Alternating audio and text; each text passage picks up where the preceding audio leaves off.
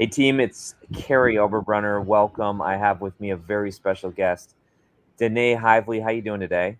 Good. How are you? Excellent. Hey, listen, I met you a couple years ago in a crisis because there's only a few people on planet Earth who can do what you do. But you came through and delivered, and since Mm. then I've been working with you on specifically courses. And I know you do some other stuff too, but um, why do you think there's this emergence, this upswing of courses, especially for authors? Yeah. So, I mean, just the thought and the knowledge industry is growing so much. Selling your knowledge base, whether it's a book or a course or a community, is just in the rise. So, Yeah, especially that makes sense. authors, you're putting all your content into a book that can easily become so many other things, a I workshop, love it. I a love it. course. Yeah. Well, and it's a good fit for us. And can you hear me good? Because my neighbor all of a sudden decided to start mowing his lawn. But can you hear me Yes, I good? can. Okay. If it's annoying, just tell me and I'll go find another spot. But but we teach. Ooh, I'm going to share a graphic here. Part of Igniting Souls all along the way was to basically turn books into 18 streams of income. Hmm. When you heard that, by the way, did Yeah, you like that? Did you I resonate? love that. Yeah. Okay. Okay. Especially since some books teach the how, but most books teach the what. So there's so much to follow up with after writing a book. That's interesting. Say that again. Say that line because that's pretty deep. Some books teach the how, but most books teach the what. So the next step is the how. That's what you need to teach in your content marketing. Ooh, that's good, folks. You gotta catch that. I would encourage anybody too who's watching to tag other author friends, because a lot of times people say, "Ooh, a course, yeah, yeah," but it's like this mystery box. They don't know what a Mm-hmm. course is. They don't know how to create it. We're going to talk today, Denae, about some elements of good course building. I know you're actually flying into, what is it, Michigan with one of our Michigan. clients next Yeah. week to do a course. But let's talk about Aaron saying, "Hey, welcome, Aaron." We got other people jumping in, but let's talk about first of all. Here's how I understand courses versus a book. I think a book is like a passive, like you're watching a movie. When you read a book, even if it's a nonfiction book, you're kind of passive. You're like, I don't like Hmm. the author. I'm not going to do that, or this type of thing. But I view a course as like you're on the field. Hmm. Kind Yeah. of like the difference between Lord of the Rings when Frodo is acting out his part and saving the world. He doesn't stop the movie and be like, "Hey, screen, what do you think about your ring in life? I want you to grab a notebook." Like, talk about that because that's Yeah. actually what courses kind of do. Do you They agree? do. Yeah. All those amazing sections of a book that the reader is probably highlighting, or a section they might get stuck on. You're giving them the resource, the information they need, but then there's no execution in the book. So the course is your chance to actually take less story, less examples, and give them action, give them something they can do, which normally comes to a course is great with a workbook. You really want anyone taking your course to be able to say at the end that there was life change, like there was an outcome that Ooh, they experienced. that is so good. Well, and we've done courses, for example, Justin Donald, Mark LaChance, Sonia Fernandez. We've done a bunch of them with our people, but I feel that it's a different price point. Let's talk about that. Like, no Mhm. one's going to drop um, $500 to $1,000 on a book usually, Right. but they will do that for a course. And now I am going inside because my neighbor's coming after me now. So I'm gonna just let you talk for a Sounds good. moment. I'll I'll talk mute. I'll about mute pricing. myself.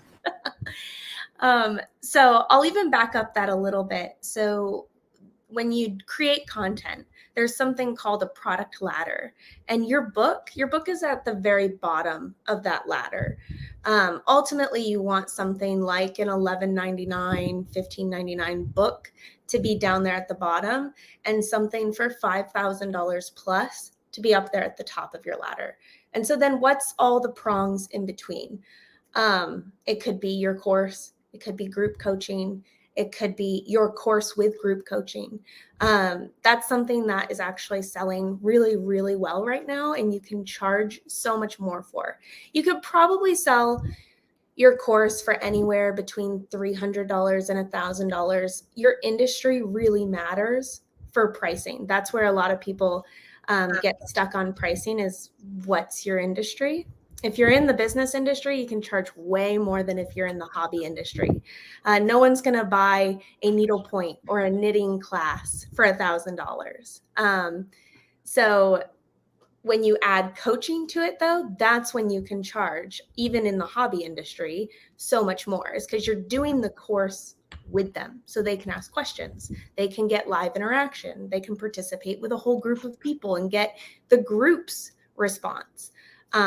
So group coaching can kind of be that, I have a course idea, but I need more than $300 for it. I need like $1,300 or $1,500 for it. Let's make it course plus group coaching. So listen, I had full confidence that you could crush it, and I know you can. And that's why I'm bringing you to the conference. But folks, that was gold. I just caught some of that. That is gold. Like, you cannot have a non-business course that isn't producing an ROI. Like stamp collecting. Stamp collecting, $2,997 course. You're going to be like, what? So I think that is so good, Denae, what you just shared. I think you have a style, though, about your courses too. And I know you're going to get into that at conference. So folks, if you have not purchased your super early bird, what are you waiting for? I'm just saying, like, what are you waiting for?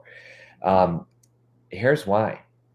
Denae, I think you kind of measure up with Web 2, and that's not a bad thing.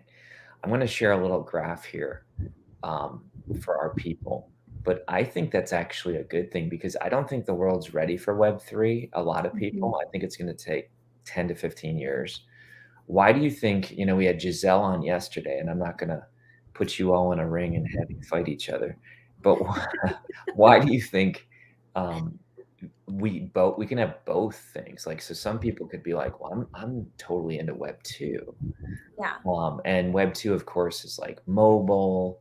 It's, where you're essentially logging in with a user and password versus a digital wallet.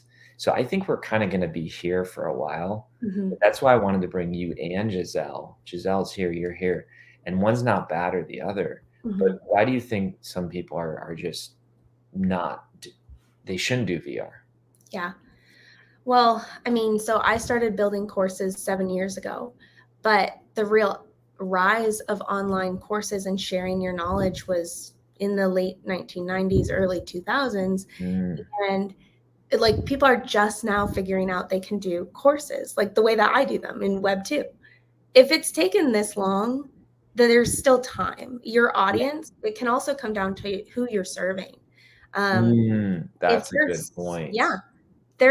Let's just be honest, there's demographics that aren't going to move to NFTs and artificial intelligence. They're either going to be scared about it, or they're just not going to be ready. My own grandparents took the longest time to just figure out a smartphone. And I'm not just talking about older people either. Like, there's a lot of younger people who are just comfortable. I'm 29 years old. I'm comfortable. I'll try it out for sure. Me and my husband, we actually have been doing some virtual reality games. But I'm still like, I'm comfortable. Like, I like what I do. I like taking and absorbing content. I'll still read a blog. So it's just going to take time. And there's a lot of people that you can serve before, it's normal to do AI and NFTs. I got to get my goggles here, because you might laugh at me here, but I'm going to find these things here. So tell us first of all what you've done in virtual reality while I find my goggles. What just some games, mostly games that appeal to my husband, and I'm just participating. So I have mine here. Yes. Okay, can we get a picture of that, Michelle? Okay, you like that side view there? Here's the funny thing: I've only gone into virtual reality once, Wow. I'm and shocked. I own these things, and I've owned them now for like I don't know 6 months. The only reason I bought these was because the guy's like, "Well, if you're gonna invest all this money in a VR course, you better like see the world." And I'm like, "Oh yeah, that's a good idea." So then I bought these, and then I was like, "Oh my gosh." I started to see, wow, I could teach people how to publish books in VR. Like that's crazy. And Yeah. we have some really cool things where they pick a ball with their hands and they can speak to it, and it's like a note, and then it sends them the information when they get outside the world. Crazy stuff. Yes. But I'm with you. I kind of don't jump in myself. But here's what I know as a thought leader. I'm like, I Mhm. gotta go where the people are too. Yes. Now, what I'm not going to do, Denae, is I'm not going to take all my other, I don't know, dozen courses and get them all into VR. I'm going to let those things live for a Mhm. long time. Don't you think that's kind of like what's going to happen? We're gonna almost exist In two worlds. parts of our life in Web3 and parts of our life in Web 2. Yes. I even had a conversation about that earlier this week. Like, there's nothing that can even be part of your product ladder. You can offer Ooh, both experiences that's good. because your audience over the next couple years, I think you might serve a demographic solving one problem, but then the way you execute and help everyone get your resources is going to be diverse. You'll have something that might be virtual reality and something else that just might be Web 2. Like, at this point with social media, we all have to be on like 7 platforms. It's That's just true. part Yeah. of doing business. So, Interesting. Wow, this is good stuff. So you think we'll have product lines that are Web 2 and Web 3, almost like an author has their ebook, mhm, audiobook, hardcover, and softcover. yeah. And really, by doing that, here's what I think you do. I think that you show that you love your customer. Mhm, Because yeah. if some authors are like, well, I just don't do audiobooks, it sounds very like, well, that's interesting. But really, what you're telling your readers is like, I don't care about your medium. Mhm. And what you're really saying is, I don't care about you. So if some people only, I mean, some people are nerding out over Audible and they have like their library and Present. oh yeah, yeah. Listen, me too. I don't do, so okay, here's a confession. Tuesday, I'm so excited because I think the biggest book of 22 is coming out Mm, on Tuesday. You ready for it? yeah. Matthew Ball, The Metaverse. Mm, And this is already saying, like, people that got early copies are saying, like, this is the book. mhm. So it comes out July 19th. I'm driving back from Toronto that day. The whole ride, I'm going to be listening to The Metaverse. Yes. And I'm freaking out. I'm excited. But when authors tell me, "Oh, my book came out," and they say it's not an audio, I'm like, "Oh." And then I honestly don't get it. Mhm. Yeah. You Yeah. too? Most of the time. Sometimes I'll still get the book because I have good intentions, but Yeah. I'm rarely gonna read it. Yeah. Because I really listen. That's my medium is I consume by listening because I have to do so many other things. Exactly. So Yeah. And I get it. Some people are say, "Well, I can't retain anything that I listen to." And I would say, "Well, you can't retain anything that you read either because look at mhm. look at the statistics." All I'm looking for with a book is Yeah. a few nuggets that are gonna shape my Mhm. world. And here's one. Here's an example. I was in a session the other day with Dan Sullivan, and he said, "Anytime you're bored, what you're really doing," I got to get the quote exactly right, but he's like, "When you're bored, it's really a sign that you're fearful." Hmm. And I was like, dang. And then I started to think about it. And I'm like, yeah, there's a lot of entrepreneurs who say they're bored. And then Yeah. you go back to the moment that they were bored and they're fearful of a decision. Hmm. You I like see, so that it's like that one thought, and I could sit on that for like 6 months. That's what I'm looking for. Let's talk about courses. that. Mhm. Have you ever heard massive transformation from people taking courses? We have there's a lot of courses that are doing it right. So they're following a model that I also use in my courses where they're delivering the content in easy to digest formats. So Yeah. it's not a 30-minute lesson. It's not a Ooh, that's good. 45-minute lesson.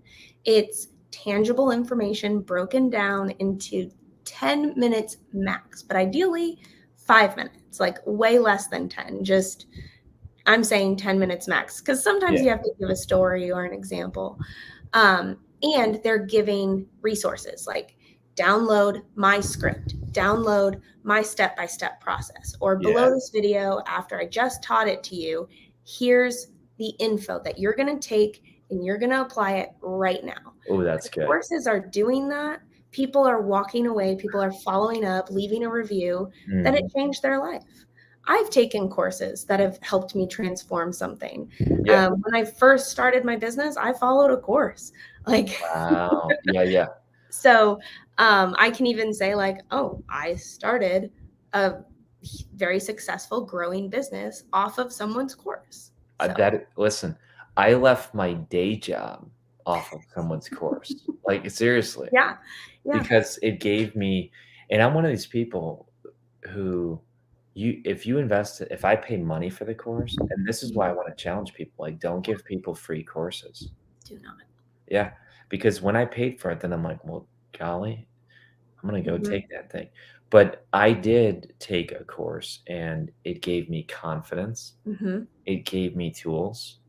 I love it when courses, you can consume it via audio too. So some of these courses I would do while I was, on the Peloton or something like that. Yes. Do you think that that's a trend as well, that you put the course in a platform that people can access it mobile? Yes, that's really important. And it's going back to what we already talked about by serving your customers and giving them multiple mediums. We will normally put some transcripts, some audio files into a course, some even notes. Depending on the course content, we've delivered an actual pre-drafted notes for them that they could consume. Yeah.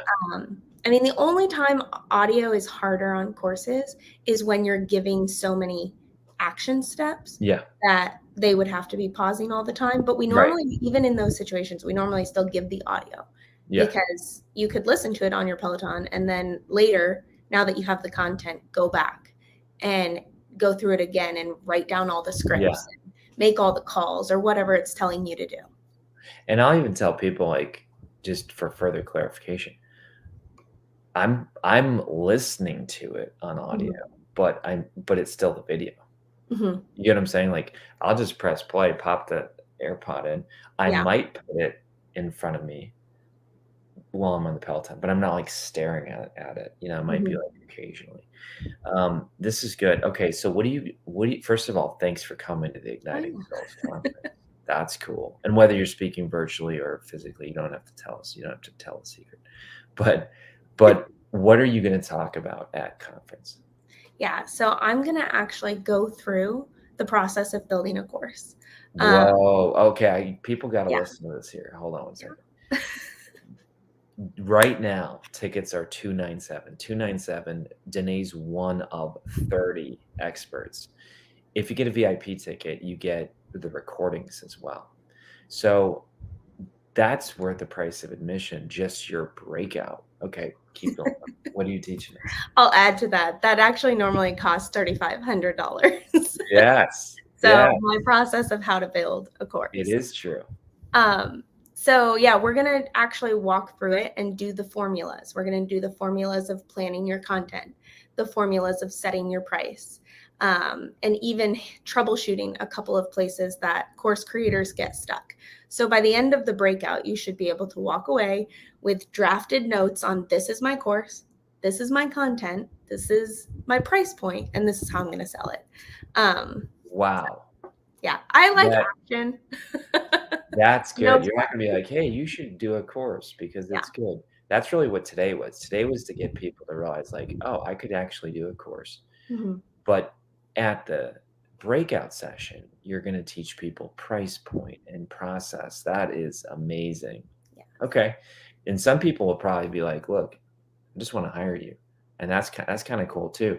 So, what do you want to say in conclusion? Because I feel like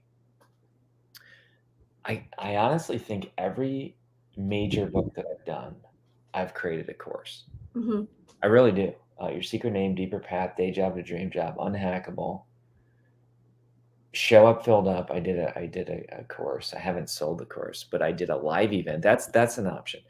Could you Mhm. ever do a live event, record it, and that becomes a course? Is that bad? I don't know. No, that's totally doable. And in some cases, with the content, it flows better.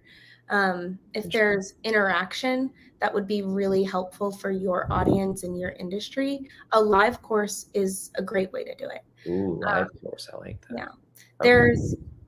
When it comes to course creating, a lot of people can get really overwhelmed.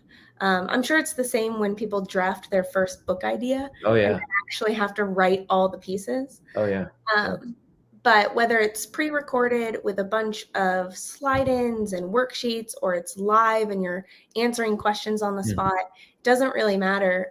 There's lots of ways you can take content and deliver it into a course. So we've even done some that are interview format. That's cool. Okay. Bunch of people in the last few hours have secured their ticket. I just want to give a shout out. Okay. So these might be people in your class. Okay. So we have Sunil, Eric, another Eric, Rachel, another Rachel. I bet you these people bought tickets for their significant other. Dan, Deanne, Debbie, Jeannie, Raina, Candace. So these are, again, just the last few. But talk about someone who's right now thinking, I don't know, should I go to a conference? I've had conferences where I've literally had my life changed, created new products, built new relationships. Why do you go to courses, Denae? Conferences? Or yes. Well, first of all, I got to be a part of Igniting Souls 2 years ago, That's just right. I for remember an that. afternoon. Yeah. I was on site filming a course with someone Yes. and was able to pop over for an afternoon. And just in that afternoon at conference, I got to talk to so many people and learn from so many authors that were there, and also share my knowledge with them as well. My biggest reason for going to any conference is the networking, is Yeah. the interactions. Because you always leave just filled up and Yes. excited. And yeah, I'm one of the speakers, but the content's great. You're gonna It leave is with true. notes. Yeah.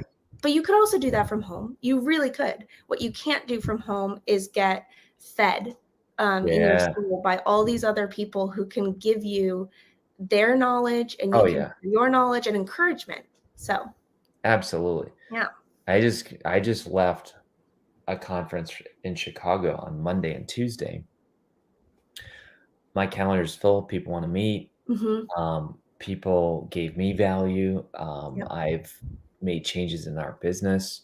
I'm now going to patent something that I developed, where I met a lawyer and he's like, you absolutely need to patent this thing. This is huge. I mean, you can't even monetize, or whatever you say. You know what I'm saying? You know where I'm going with it. You Yeah. can't even justify the expense. So thank you, Denae. Thanks for Yeah. being here. We're putting your website up there, Thank and you. people are going to connect with you at conference as well. And thanks for helping out our client, Jason, on Monday. Yeah, I can't wait. All right. Take care. Be a soul on Yeah. fire. We'll Bye. see ya. Bye.